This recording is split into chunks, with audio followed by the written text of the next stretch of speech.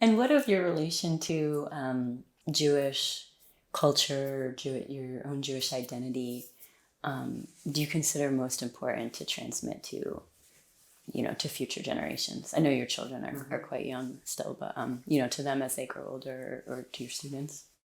I feel like because I'm required to be in a synagogue because of my job, it makes it a lot easier.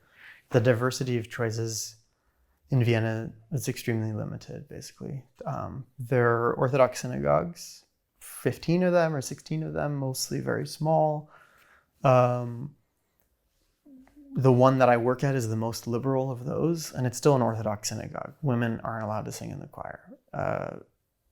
It's and I find those religious rules to be, really not where I feel comfortable, religiously or culturally. But I'm also beginning to understand that actually the cultural context in Vienna is quite different.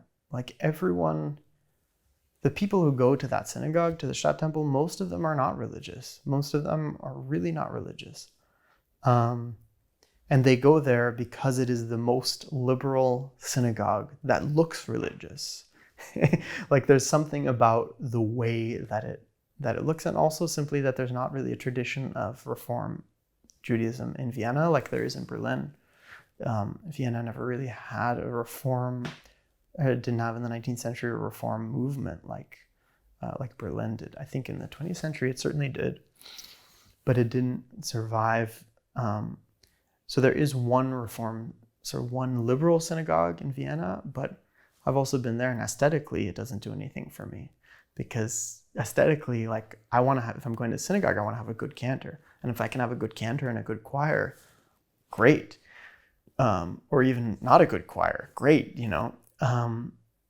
But I feel like, I'm in this sort of funny position because I'm aesthetically a snob. I want a good cantor. But the only place you get a good cantor in Europe certainly is in an Orthodox synagogue. So you just have to compromise. I mean, my kids, my wife and I, it's very important to us that like questions of limitations of gender are like that. Gender is not it's not a big deal. Like we don't want them to think that they can't do things because they're in an Orthodox synagogue.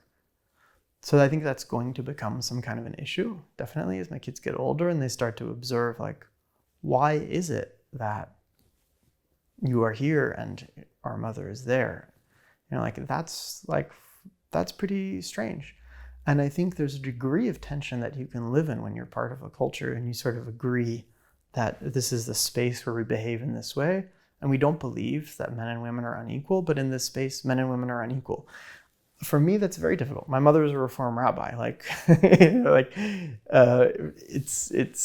grew up in a very, very different context.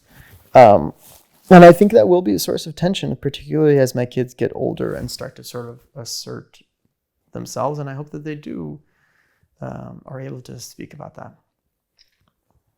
Yeah, or we're able to make a space that everybody could feel comfortable in.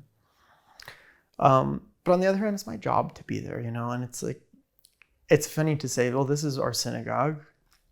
Like my son speaks, he says, that's our shul, like that's our synagogue.